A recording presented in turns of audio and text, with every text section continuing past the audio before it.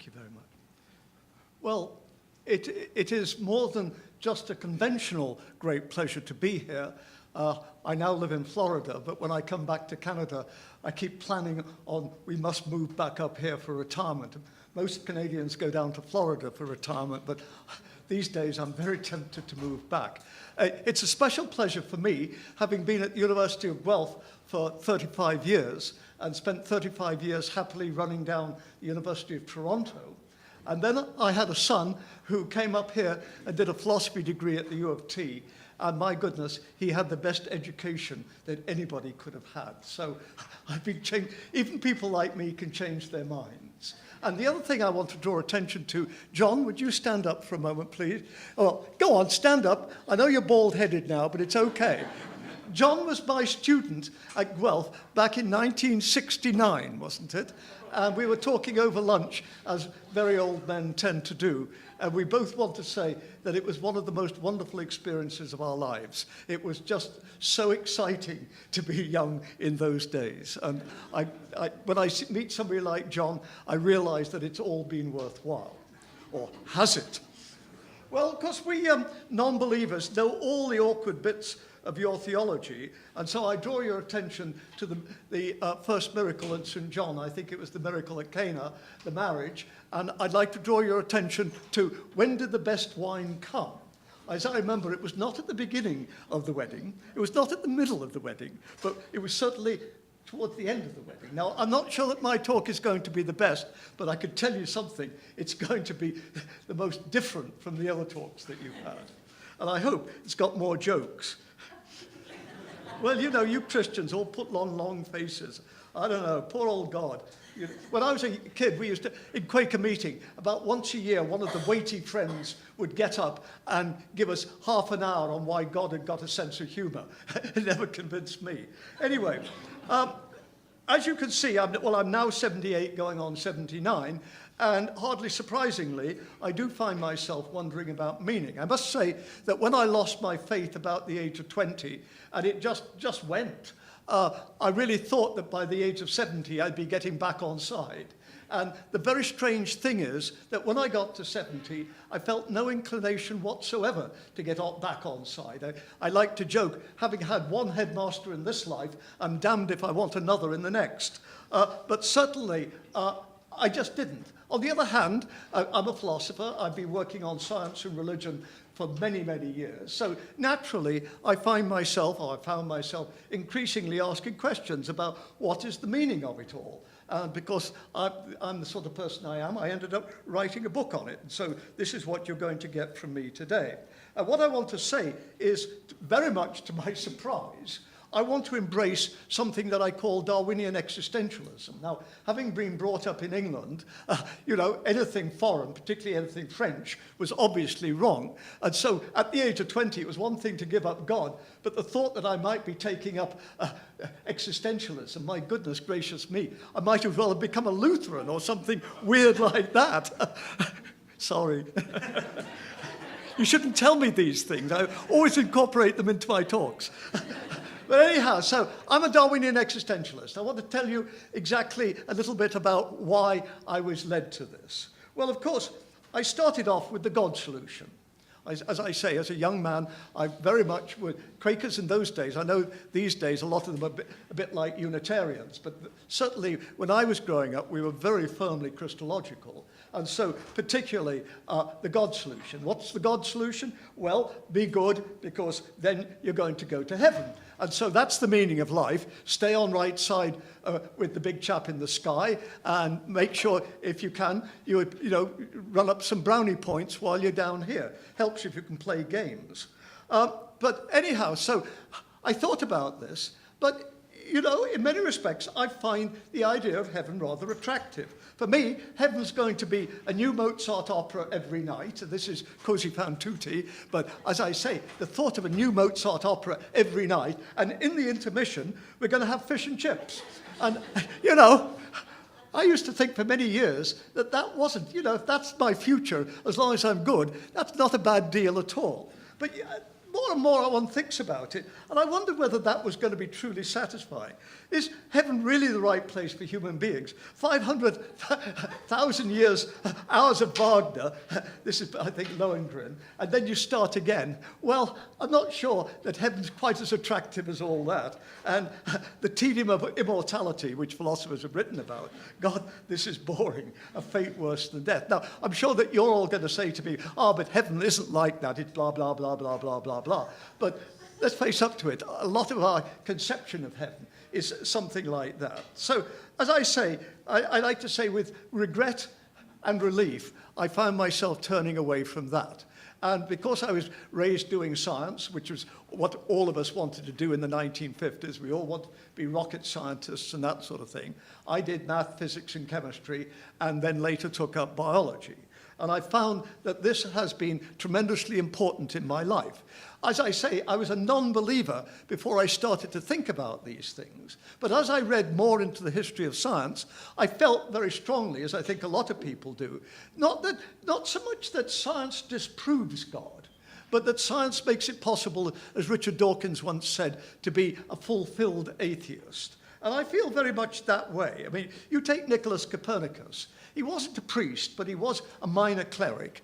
And he was, all his life, he was a very professional astronomer, but he died in very good standing in the Catholic Church. And he certainly never thought of what he was doing as anti-Catholic. But of course, in a way, he was running, a bulldozer through the whole business, because by moving the Earth out of the center of the universe, that happy Aristotelian picture, a combination of Athens and Jerusalem, and making Earth somewhere on the side, it doesn't mean to say that you can't have God, it doesn't mean to say you can't have the Christian God, but somehow it doesn't seem quite as compelling as it did when we were right at the center and everything was focused on us. Now we're just a bit of Earth in what rapidly became an infinite cosmos. And so somehow we seem to be downgraded. And then, of course, along came Charles Darwin. And again, I want to emphasize that Darwin was never an atheist. Towards the end of his life, he became an agnostic, but on theological grounds. He couldn't bear the thought that his brother and father, who were non-believers, would be condemned because of their non-belief. He felt very strongly that his father, who was a doctor, was absolutely the best man he'd ever known. And so it wasn't science that made Darwin into what he called an agnostic, following his friend Thomas Henry Huxley.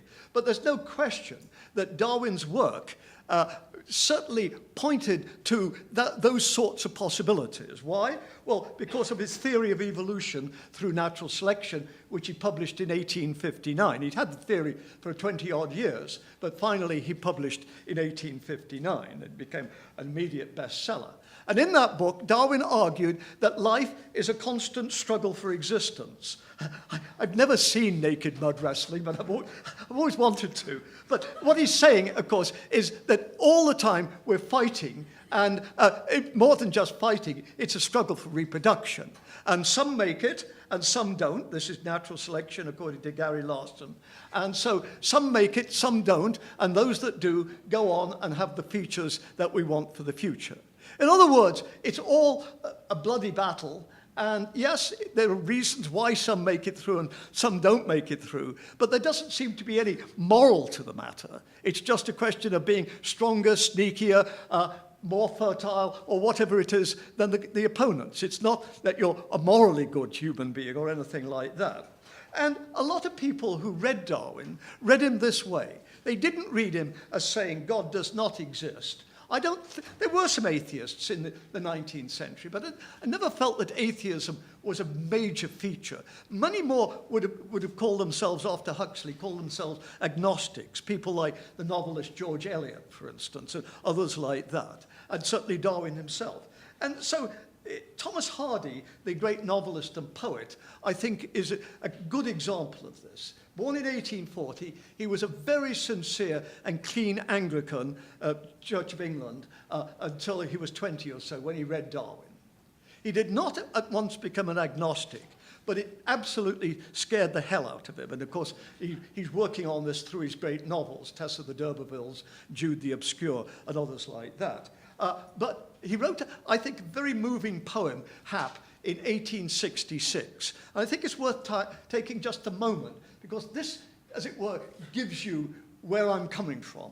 But if some vengeful God would call out to me from up the sky and laugh, thou suffering thing, know that thy sorrow is my ecstasy, that thy love's loss is my hate's profiling. In other words, if God really was like my headmaster, then I would bear it, clench it and die, steeled by the sense of our unmerited, half eased that a powerfuler than I had willed and meted me the tears I shed. In other words, what he's saying is if God really was awful, it wouldn't be much fun, but okay, I can accept that. The kind of God of Job, the God certainly that many people find in Job. It wouldn't be fair, but I could deal with that.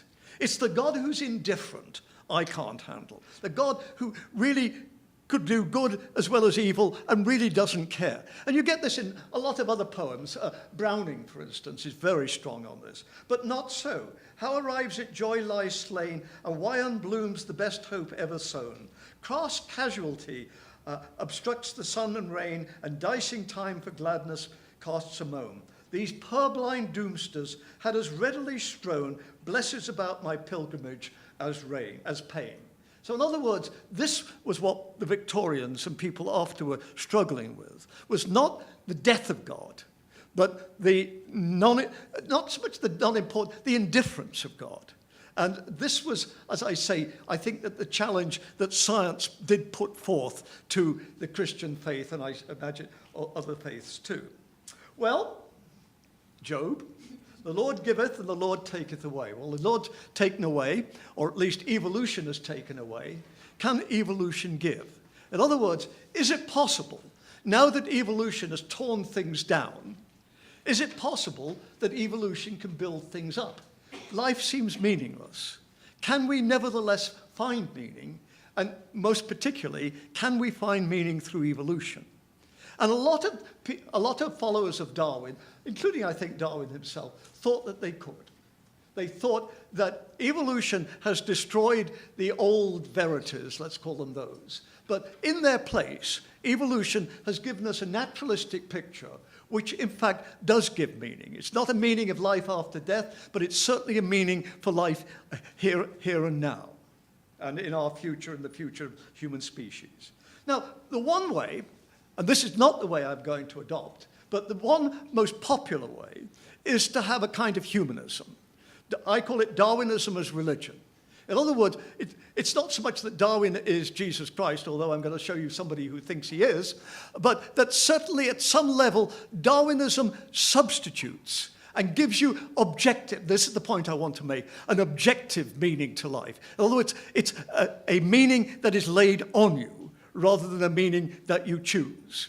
God wants you to behave in certain ways, love your neighbor as yourself, and that's not up for grabs. I mean, it might be up for grabs how you interpret that, but that's not a choice. And I think that these Darwinians who make Darwinism as a religion are very much in this picture. Well, I said that it's not that they're making Darwin into Jesus Christ, but the thing is, great religions do tend to have a leader, an inspirer, a spear, their God of some sort or another, Muhammad. Of course, Muhammad wasn't a god, but something along these lines. The God of the Old Testament. Well, Darwinism as religion certainly has its own God. And those of you who know, do you know who this is? Tell us who this is. What? Richard Dawkins. If you read Richard Dawkins, you know, he really does sound like the God of the Old Testament. If you read The God Delusion, page after page, sounds like something out of, well, I was about to say one of the minor prophets, the major prophets. I mean, he really does lay it on thick. So I do see this almost, I won't say cult, but I do see this as with a kind of shape of a secular religion or secular religious approach. Now, for the Christian, I take it that the essential thing is that God is providential, that we can do nothing save through the grace of God. There is nothing that we can do without God's help. We are fallen, and without God, we are nothing. When I survey the wondrous cross on which the Prince of Glory died, my greatest gain I count but loss, and pour contempt on all my pride. In other words, it doesn't mean to say we don't try, but ultimately, We have to be lifted up by God. So I see, if you like, the ultimate metaphysics of Christianity is providence. I want to say that evolution as religion, Darwinism as religion, its ultimate metaphysical support is progress. The idea that evolution isn't a slow meandering process going nowhere, but it has a direction from the blob to the human, or as they used to say in the old days, from the monad to the man. And I'm showing you, I mean, of course, it's not a new idea. This is a medieval picture of the great chain of being. But what evolutionists have done is taken it over. I mean, in many respects, Darwinism is a bastard form of Christianity. I mean, the very interest in origins, for instance, is not something you find in Greek thought. Neither Plato nor Aristotle were obsessed about origins.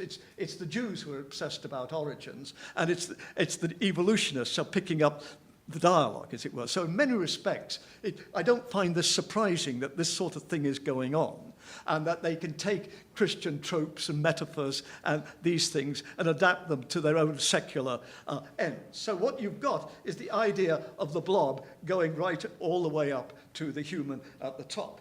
And then straight away you see so you've got evolutionary progress up to humans, and straight away you've got your moral ethic.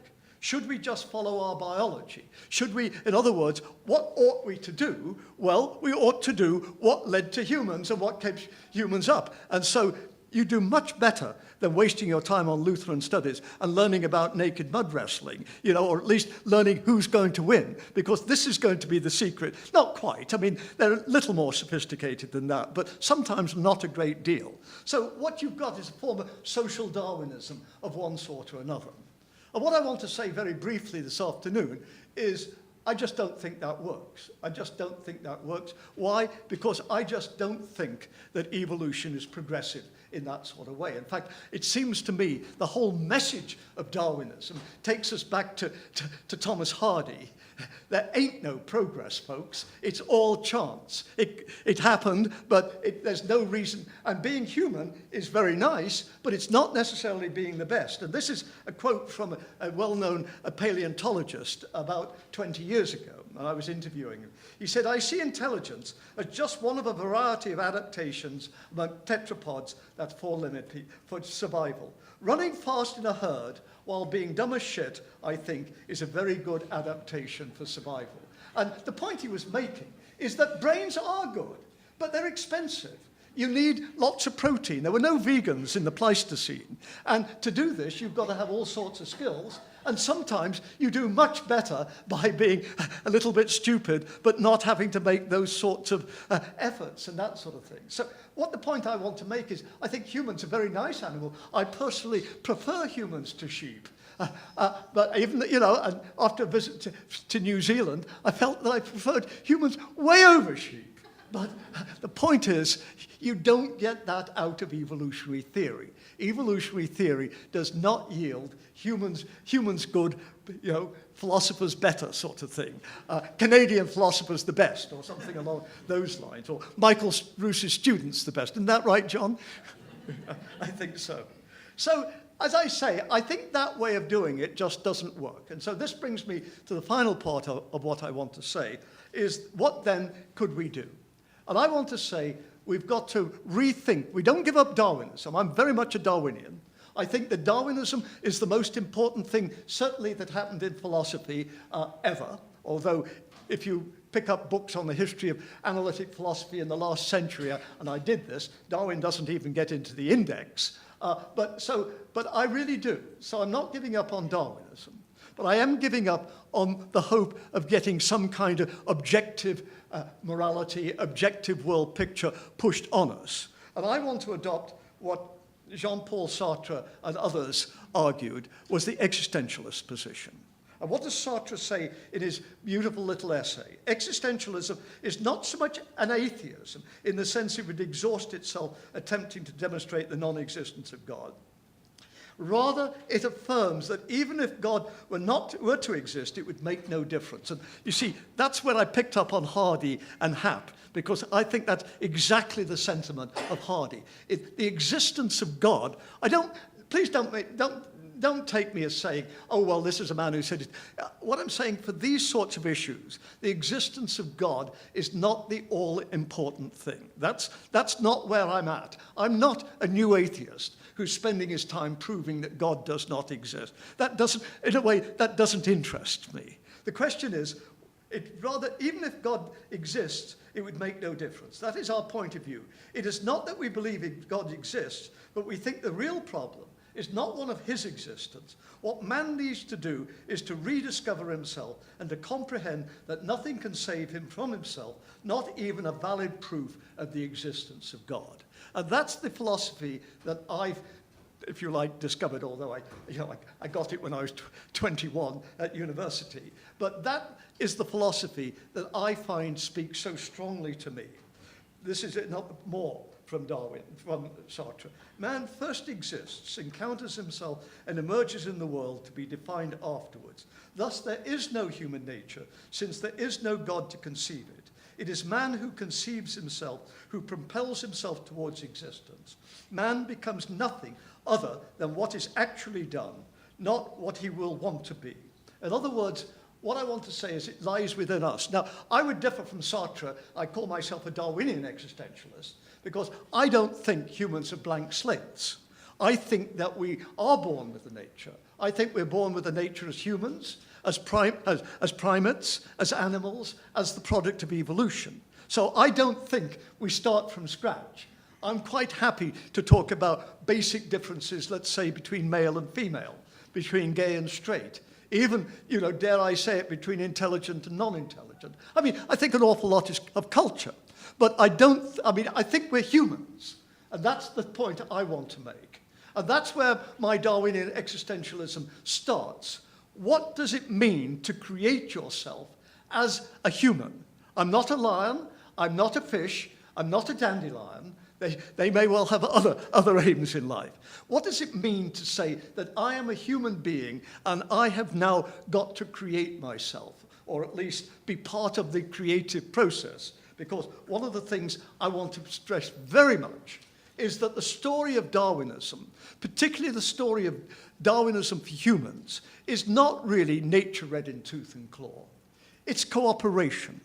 It's working together as a team. If you think about us from the animal point of view, we really are patsies. We're not very fast, we're not very strong, we're not very good at climbing trees, we're not very good in the cold. I mean, if you think, we're not very good at swimming. If you think of the things about humans, we really are, we really have lost out. In the sort of words of Jack Sikorsky, we really are wet farts. I mean, we really haven't made it. And yet we have. And yet we have. Why? Because we work together. And as I say, I look upon Darwinism as a bastard offspring of Christianity. And I turn, for me, to one of the greatest of all poets, the metaphysical poet, John Donne. And he wrote, we used to have this in Quaker meeting. Every Quaker meeting had this on the wall when I was a child. No man is an island, entire of itself. Every man is a piece of the continent, a part of the main. If a clod be washed away by the sea, Europe is the less, as well as if a promontory were, as well as if a manor of thy friends, or thine own were. Any man's death diminishes me, because I am involved in mankind. And therefore, never send to know for whom the bell tolls, it tolls for thee. And what I want to say is the secret to Darwinian existentialism is to recognize that we are social animals and to work from there, to try to express our lives through this, here and now. If there's a future, I'm an agnostic, so if there's a future, so be it. But our job is to be human now. What does this mean in practice? It has to be something that makes sense. So I would say, just very roughly, and I work in threes. I think it was Steve Gould once said, the trouble with you, Mike, is your Christian background means you always think in terms of three. And maybe it's true. But I would say, roughly, family, work, including service to others, and creativity, the arts, and those other activities. If you think about creativity, going to the theatre is a very joint experience. We go to see, let us say, Twelfth Night. And we see all sorts of things that Shakespeare's working out about Malvolio's stupidity and how it's humorous and all of these things. But it's people doing things and we're sharing it and all of these, reading a novel.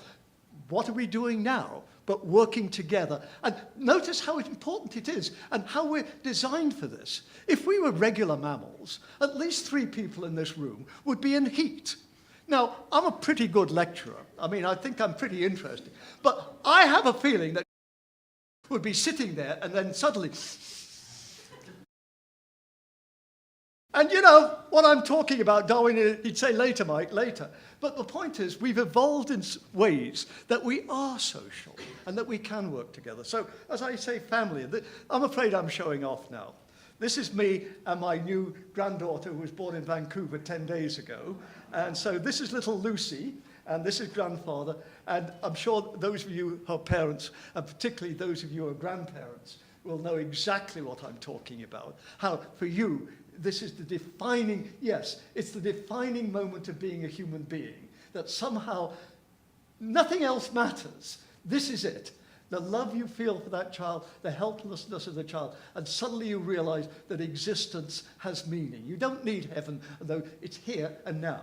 Secondly, serving others. This is my daughter, Emily. She went to Florida State, and I like to laugh, and it's quite true. She had to major in afternoon studies because she couldn't get up in the morning. She really couldn't. But then she went to law school and became a public defender. And this is Emily in court, the one with the hair. And this is Emily in court. And she gets up at Saturday morning at 8 o'clock to go down to the jail to deal with the people from last night who were hauled in.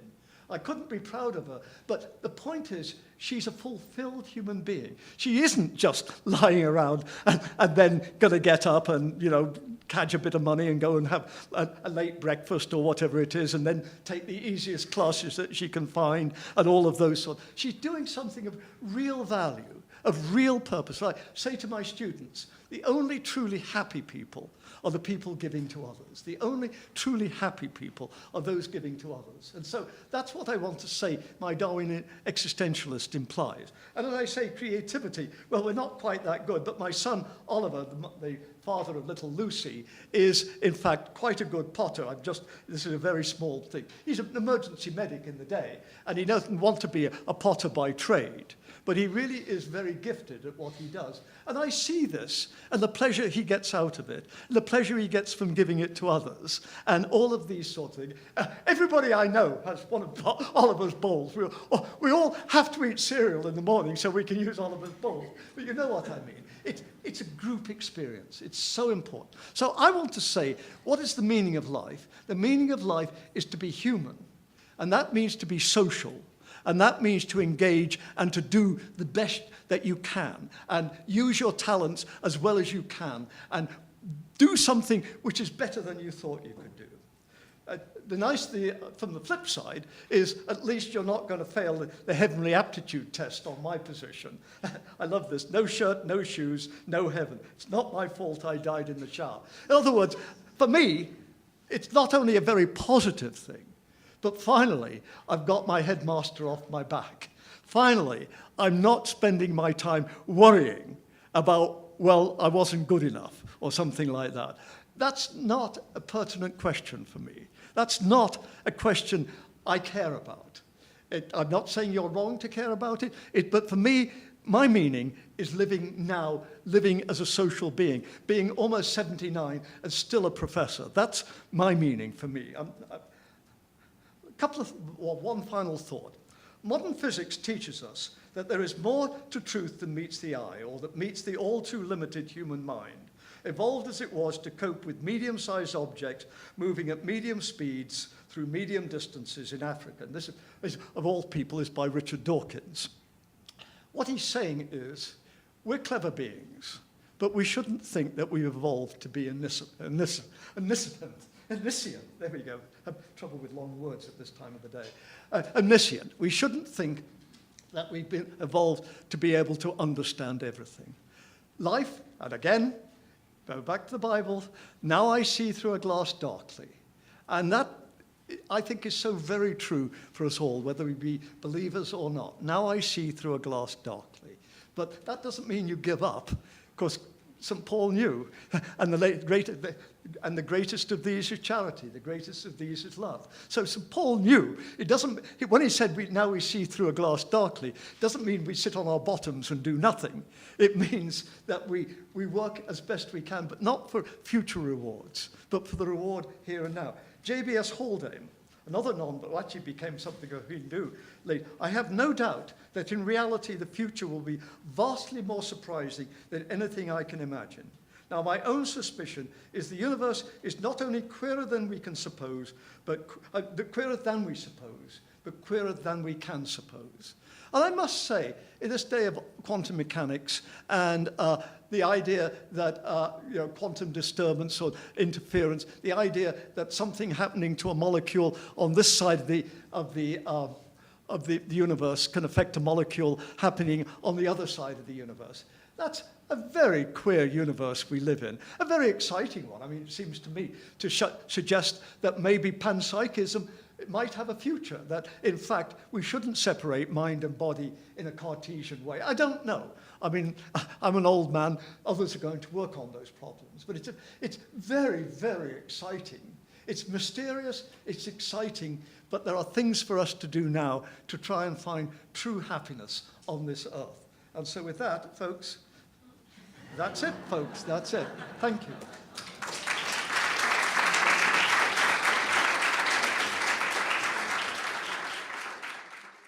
So thank you for that talk. I basically have composed 3 lines of questioning. So the first will be about a position you find within the ambit of Darwinism and that you reject, the one you referred to as Darwinism as a religion. So my second question will be about your alternative position that you've developed in this talk that you call Darwinian existentialism. And then my third line of questioning will take the form of what I hope to be is a sympathetic challenge to your position of Darwinian existentialism, but hopefully to do so in the spirit of an attempt to search for common ground amidst our differences. So, and I do not assume that such common ground is necessarily there, by the way, but I hope it is. Come on, you hope to have me like a dying gladiator at the end of this thing. You've been very nice, but you're done, Ruse. And I'll try not to let my dour Calvinism get the better of me, and we'll try to keep things jovial and upbeat. So in your latest book, A Meaning to Life, you have an interesting chapter, the 3rd chapter, called Darwinism as a Religion, in which you argue that the very many high-profile Darwinians remain in the religion business. And that's a point I suspect that would at the very least irk many of your fellow Darwinians. Firstly, could you explain what you mean by claiming that so many Darwinians remain in the religion business? And then could you also give your reasons, or maybe elaborate on your reasons for rejecting what you call Darwinism as religion? Yeah, now I should explain that this is a rather sneaky question, because one of the things that we always do in philosophy of religion for the first 2 or 3 classes is discuss what on earth we could possibly mean by religion. Religion is not like a right-angled triangle, something which has a right angle. If it's got a right angle, it's a right-angled triangle, and if it doesn't have, it doesn't have. Obviously, there are some things that we want to call religions. I mean, let's take the Catholic Church as an example, something that Maria is getting a degree from. That I don't mean that it's the right religion or it's the best religion, but it's a clear example of a religion. What do I mean by this? It's got a metaphysical system which has a creator God who created things. It's got a theology of us as fallen and of Christ having to come and redeem us. Certainly if you're an Augustinian, you've got this position. It's got moral laws laid down on you, whether they be those of the Old Testament or those of the New Testament. I mean, growing up as a Quaker, the Beatitudes and those things of Jesus were all important to me. To turn the other cheek. When did I do these things? Inasmuch as you've done it unto one of the least of all my brethren, you've done it unto me. So of course, also religions often have rituals, ceremonies. They have priests, or whatever that might mean in some sort of level. They have churches, they have formal structures like that. Now, obviously, there are other systems which don't share all of these. So, for instance, there are, like the Buddhists, they have gods, but they do not have a creator God. On the other hand, they do have priests. They do have rules of conduct. All of these sorts of things. Often Buddhist temples and all of these. Then you've got the Quakers. Well, Quakers don't have priests. They do have meeting houses, but they're not considered in any sense sacred or something like that. Quakers, in fact, do believe the whole of life is sacred, sacramental. That's why Quakers don't have Holy Communion. It's not because certainly the Quakers I grew up didn't think that Jesus was the Son of God, but they didn't want to pick out one aspect of God's creation as being, in some sense, elevated above all other aspects. So what I think we tend to do these days is say, well, here's a list of about 10 things that we associate with being a religion. And as long as it's got 5 or 6 of these, then it probably is a religion. There's going to be borderline cases, but it probably is a religion. But that means that something like being a Quaker is going to be being religious, but being a member of the philosophy department at the University of Toronto, they may be religious for other reasons, but by being a member of the philosophy department is not a religious act, even though the chair often thinks that he thinks he's Jesus Christ and the dean thinks he's God. But, that's a joke. Well, it's not a joke in my department, but you know what I mean. So I would say we do it that way. And then I look at something like, as I say, Darwinism as a religion.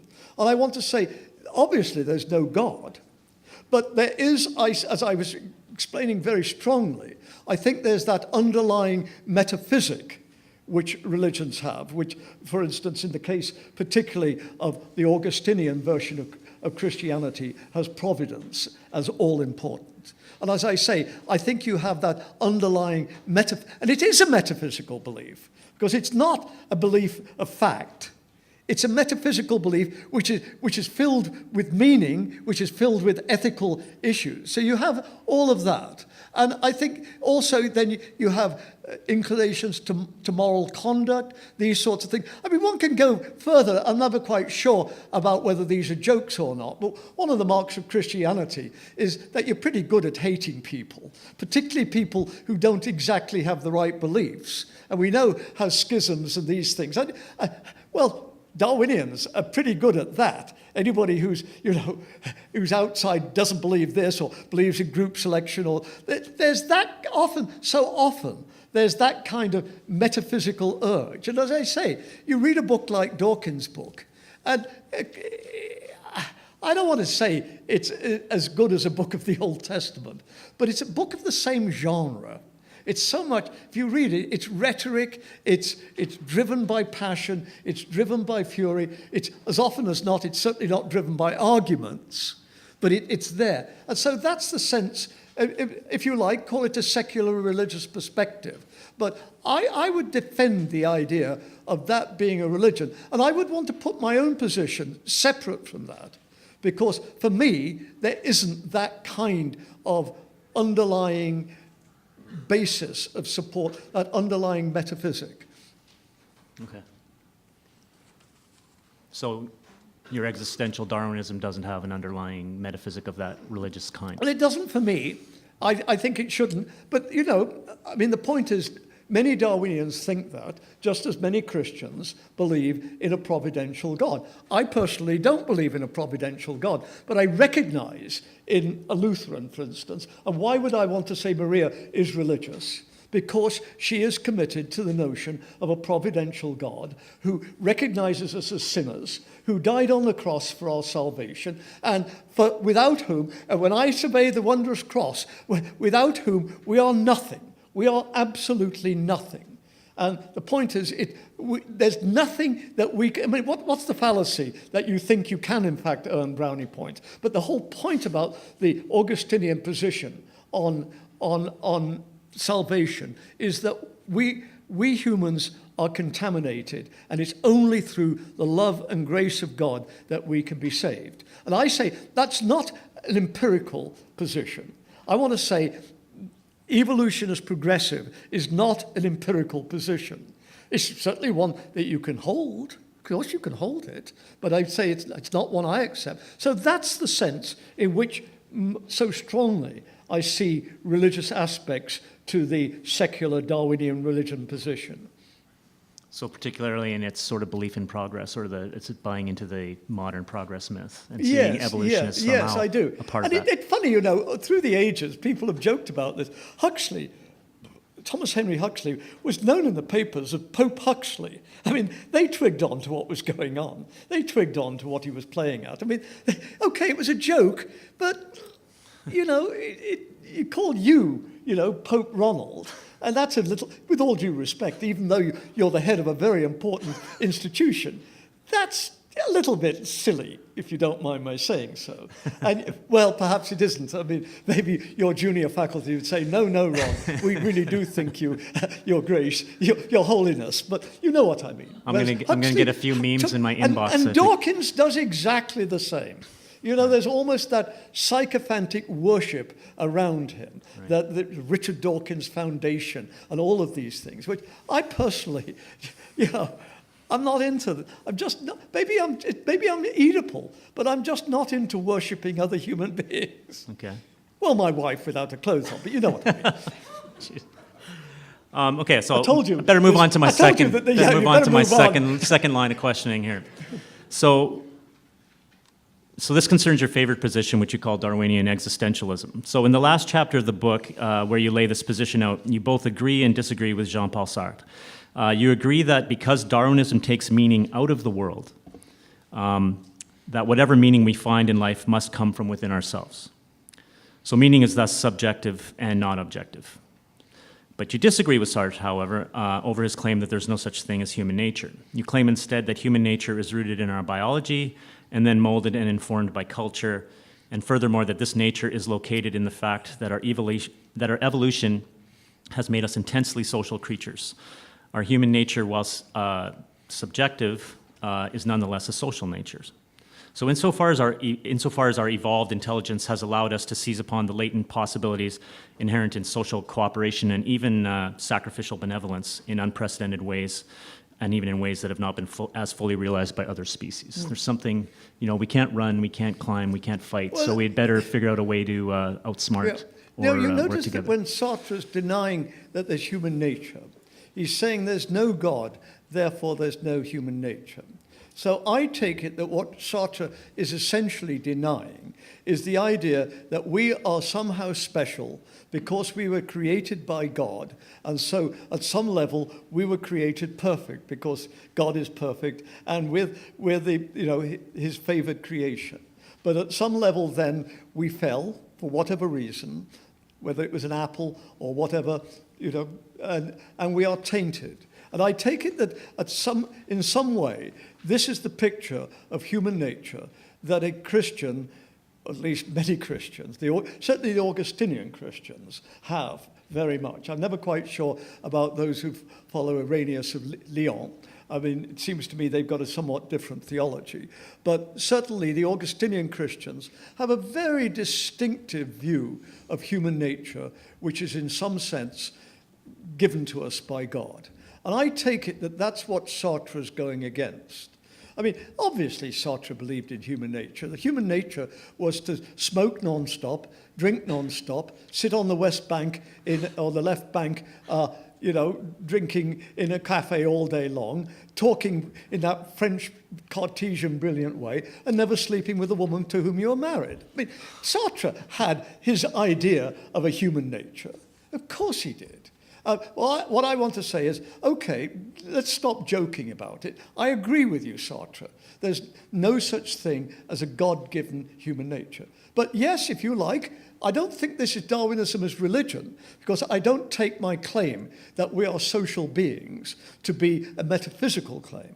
I take my claim we are social beings to be an empirical claim, that more and more the work that sociobiologists, humans, evolutionary psychologists have worked on, Darwin saw this, is that the secret to success of humans is to be social. That's why, if you want to call us top dogs, that's why we do so well. Because, and I made this joke about women coming into heat, but think about it. Think about how important something like that is to enable us to be social. We're not like our closest relatives, the bonobos, who spend all their time, sniffing each other's bottoms and that sort of thing. I mean, you couldn't have a university if we worked that way.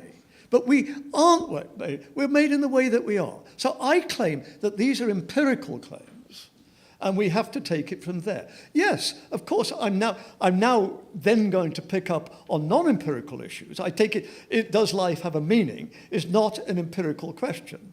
It's, if you like, it's a metaphysical. If you like it, it's a religious position. So if you want to say my position is religious, at one level, Ronald, I can't really deny that. But I don't think my position is religious in the way that we normally think, let's say, of Christianity or Islam as being, or Buddhism as being religious. Okay. I wanted to keep going on this, follow this track about our social nature a little bit more, and see if, see how we can think about the history of the world's great religious traditions maybe in that light from your lens. So while I don't want to reduce religious culture to any one function, I believe that the human religious impulse, a sense of relationship to profound otherness, is deeply rooted in human evolutionary history. So I'm wondering if the ongoing historical development of the world's great religious traditions might play or has played a decisive role in helping us come to terms with our social nature, in the form of an ongoing call to transcend our selfish genes and instead train what Abraham Lincoln called the better angels of our nature.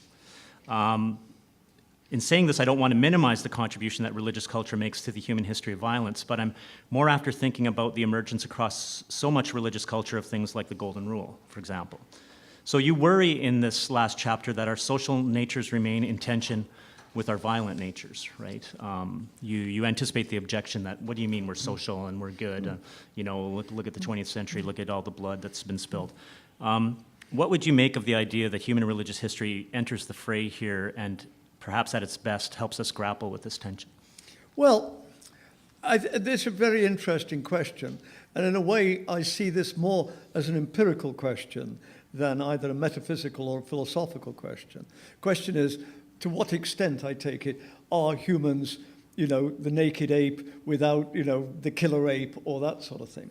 There's no question in the 1950s, thanks to people like Ardrey and Lorenz and others, Konrad Lorenz and others, the basic picture was that everybody else is peaceable except humans, and we don't have that. In fact, Lorenz is the one that talks about when two dogs are fighting, then one is clearly winning. The loser, instead of, as it were, fighting again, turns on its back, exposes its underbelly, and a couple of drips of urine come out, and that turns off the killer right there. So in other words, they've got a biological mechanism to prevent violence at some ultimate level, whereas we just don't have that. It just didn't work for us. Well, as I point out in that book, and I point out more elsewhere, the thinking of primatologists and physical anthropologists, these are the people who deal with our evolution, has really swung almost 180 degrees since then. You've got people like Frans de Waal, for instance, who's done huge amount of work on chimpanzees and particularly bonobos. And they're finding that, apes aren't violent, so why would we be violent? I mean, the bonobos that I mentioned, everything is about sex with them, as far as I can make out. It's really like being Canadian undergraduates in the 1960s, isn't it? Perhaps you'd like to enter into the conversation here, help us on some personal observations. He was much more handsome. My God, he was just a Lothario on campus. You can't believe what it was like as he walked across campus. We'd all stop and say, "Oh." Is that anyhow?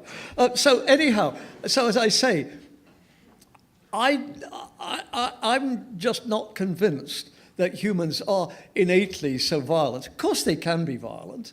And interestingly, a lot of suggestions are that a lot of violence came with agriculture, because that was the first time that humans actually had resources that they couldn't move around that others might need. Up to that point, by and large, you had small bands and they avoided each other. They didn't want to get into trouble or those sorts of things. And then, of course, along came agriculture, which was a tremendously powerful tool, because it meant you could feed people a lot better. But it was a static tool which was there, and so others started to covet it, and a lot of this. And of course, if you've read, Steven Pinker's a very controversial writer, but Pinker certainly argues very strongly that although we peaked at one point, since then, with the growth of culture and these things, violence is a lot less. And he points out that violence in the Middle Ages was a hell of a lot more of a problem than violence. I'm sure there's parts of Toronto you wouldn't necessarily want to walk through at night. But, you're in Rosedale or something like that, and your 20-year-old daughter goes out. You might say, well, be careful, dear, but you're not going to say, oh, no, we'd better get the armed bodyguard to go with you. We don't do that anymore. Whereas in the Middle Ages, you certainly would have done. So, as I say, I think a lot of these are empirical questions, Ron, and because my position is so empirical, that if tomorrow somebody showed that we're just off the wall about being social animals, then obviously I'd have to rethink my position, just as much as I take it you would have to rethink your position if it turned out that, Jesus didn't actually live in Palestine after all. Right. Okay, so I'll move on to my third line of questioning. Yeah. So you have many things to say about the relationship between science and faith. In the end, however, you remain steadfast in your agreement with David Hume, who says that it is futile to think we can simply move from facts to values or derive values from facts in some sort of necessary way. So if we want values, or even just to speak of values, we'll need to switch registers and move from the practice of science to something like the practice of philosophy or even theology. But when engaging in these latter intellectual practices, we must also refrain from committing Hume's naturalistic fallacy by thinking that in pursuing these, we will at last get to an ought from an is. So facts and values remain apples and oranges, so to speak, and so strictly speaking, the path to establishing the objective truth of whatever value one might wish to ground in objective reality remains forever closed, in your opinion. So again, meaning is subjective, it comes from within. But at the same time, as you argue for the subjectivity of meaning, however, you end the book on an interesting note, expressing some sympathy for the position of panpsychism, which you referenced at the end of your talk, a position which holds that the entire natural cosmos is more than brute matter, but somehow minded or ensouled. You also describe yourself as a new Mysterian, who is happy to live with the tension of having unanswered and perhaps unanswerable existential questions. So your position at the end of the book put me in mind of something Thomas Merton once said in an effort to provide a sympathetic reading of the modern turn to atheism, and this is what he said. He said, "Faith comes by hearing," says St. Paul, but by hearing what? The cries of snake handlers? The soothing platitudes of the religious operator? One must be able to listen to the inscrutable ground of one's own being, and who am I to say that the atheist's reservations about religious commitment do not protect in them this kind of listening? So that's the end quote. So you say that Darwinism takes meaning out of the world, and in so doing it has opened a void that religion cannot fill. But what if both religion at its best and existential Darwinism are not in or could get out of the void-filling business? Hey, I think you. Is there a point? And is there a point in even administration you should be doing right now? Is there a point and even a commonality in remaining in a silent and listening posture before the face of mystery? Could there be a commonality between a religious position and an existential position? Yes, of course there is. And anybody who reads anything I write knows that. I was raised a Quaker, and Quakers don't have the vision of the God that I showed, the God solution. For Quakers, God is the unknown. Quakers are big on mysticism and those sorts of things. They're always writing on these issues. So I grew up with that kind of God. So when I read somebody like John Hick, who incidentally not only ended as a Quaker, but went to the same Quaker boarding school I did, I resonate very strongly with Hick, where he wants to say all the religions are at some level trying to approach the unknown.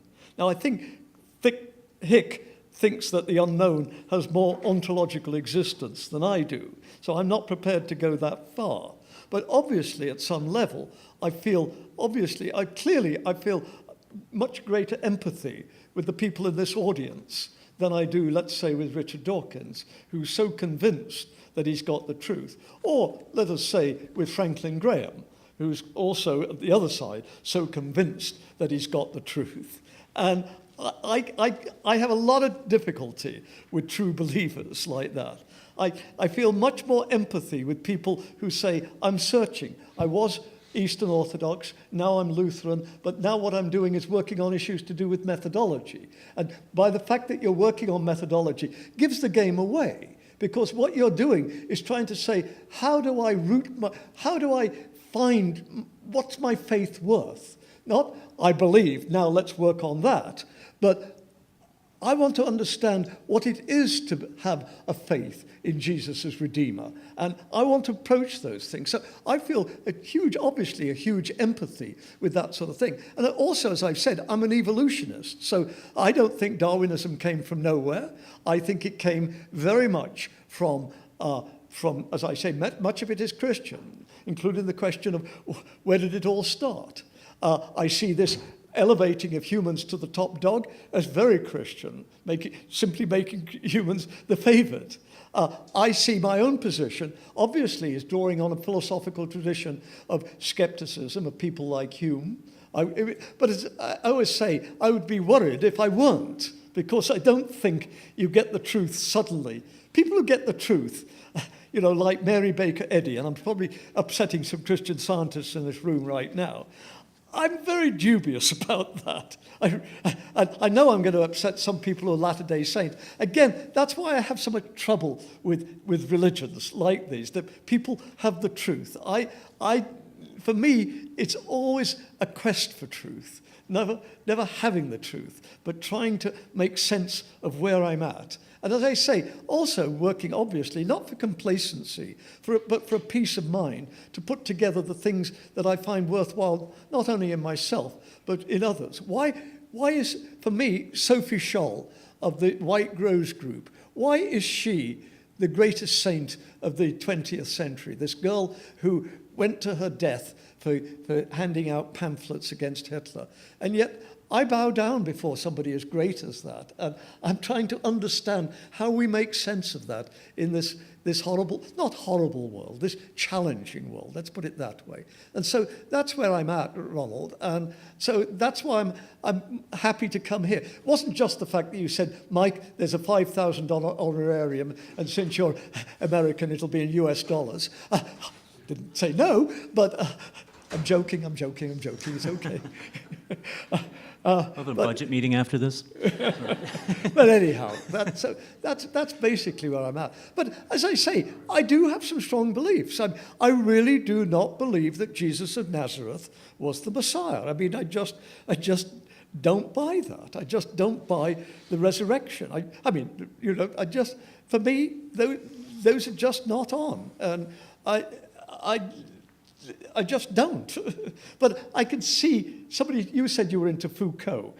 Well, I can see that postmodernism of trying to approach the reality, almost a kind of neo-Kantianism, that we're trying to get at the world through metaphor and these sorts of things. And that's what I'm trying to do. Okay. Well, there goes my plan on getting you to accept Jesus Christ as your Lord and Savior. That's where I was headed the whole time. Okay, so my third question has the second part, and that'll be my last question. So I wanted to bring up Martin Buber's classic work, I and Thou. You also make a brief joke about that at the end of your book, saying you doubt you have a I-thou relationship with your dog, but you might have a bow-wow relationship with your dog. But Martin Buber speaks of the possible ways in that book that a person might relate to a tree. So there's many different ways to relate to it as an object, whether scientific, economic, or even aesthetic.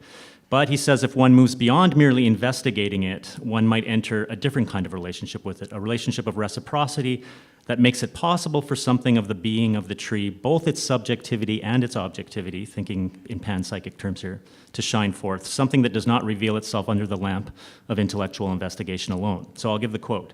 He says, "The living wholeness and unity of a tree that denies itself to the eye, no matter how keen," so to our empiricism, right, "of anyone who merely investigates, while it is manifest to those who say you, is present when they are present. They grant the tree the opportunity to manifest it. Our habits of thought make it difficult for us to see that in such cases something is awakened by our attitude and flashes toward us from that which has being." So that's the quote. So here's the question. So as I mentioned at the end of the book, you somewhat scoff at the idea of having an I-thou relationship with non-human creatures, but yet you also say that all humans share a sense of mystery. But if we follow panpsychism and reject a strict dualism between the mind and spirit on the one hand and matter on the other, what is so wrong or problematic with this I-thou posture? If the world in all its parts and its whole is a fellow subject, if something like this reveals itself to our spiritual attention when we finally arrest our feverish activity of trying to project human meaning onto everything, right? Just let the void be the void, and instead simply dwell openly before it, can this help us get past the conclusion that only we humans are the ones who can impute meaning to the world? That was my dissertation, sorry. Is there another question? Is there another question I could answer instead? I don't know, Ronald. I really don't know. I'm just not quite sure what panpsychism involves. Does it mean that the world has value in itself? Or is it just a thing? I mean, at one level, I value consciousness, but whether consciousness imputes value, I'm not sure. I mean, I could say that let's say, maybe the snake or something like that, higher up the thing, which is really pretty awful, something which has no redeeming features in my world, but nevertheless has an element of consciousness. Do I want to say that that means that that animal is of value because of that? Or do I want to say, well, no, it has consciousness, but I don't think that consciousness in itself implies value. You can't have value perhaps without consciousness, or can you? I mean, I think a lot of people like Holmes Ralston want to say that trees have value in themselves, but I don't think Holmes Ralston is necessarily committed to panpsychism. In fact, what is he? I think he's a Presbyterian, so I doubt very much that he is. So I think you can separate value from consciousness, at least in the kind of way that I want to do it. I want to say that value is something that comes from within consciousness at a certain level, but it isn't consciousness as such. So I think that's the way I would go, that consciousness can create value. But, it's rather like saying God can create humans, but it doesn't mean that we're God. It means that it's something which came from this. And you could also say that humans couldn't be created without God in your theology. And I could see that. So I could say, yes, you can't have value without consciousness. Somebody has to value things. Although, as I say, somebody like Holmes Ralston would probably say you can have value. But of course, you see, the thing is, Holmes Ralston has a Christian perspective. So, of course, at some level, he sees everything as having value because it was created by God. And so he wants to say that it all has value at some level. And so if we say a tree has value, it has value because in some way, it's a child of God. It's a product of God. So that's where I take it for somebody like Holmes Ralston, that's where the value would come. And of course, you Christians would repudiate the Gaia hypothesis, which says the value comes independently of anything. It's just the world nature or the world soul. Because, in fact, certainly evangelical Christians do not like the Gaia hypothesis at all. Although, very interesting, people of the Latter-day Saints do, because Joseph Smith liked the Gaia hypothesis. But, there we go. So I'm wrestling with these things. I think it's an important question, but I don't think being a panpsychist necessarily blows all of my position to smithereens. Right. Okay. So I hear that. My question was a bit more about the actual posture of being before other things, other people, other elements of the world. And if we are less concerned about putting our own human meanings on them, but just be with them silently and in a non-investigating, a non-kind of, in a different kind of mode, a more contemplative mode or something like that. That's something that we don't necessarily suck out of our thumb might reveal itself of that thing. I think that's true. I mean, you know, we're finite beings, and we only have knowledge or personal acquaintance of certain, of course, in this day and age of internet and things, we know a lot more about our fellow human beings. We know, for instance, almost immediately about, let's say, something awful happening in Christchurch, almost as soon as it happens. So, as I say, no man is an island at that level. And obviously, as you said, I certainly want to include animals at some level within this orbit.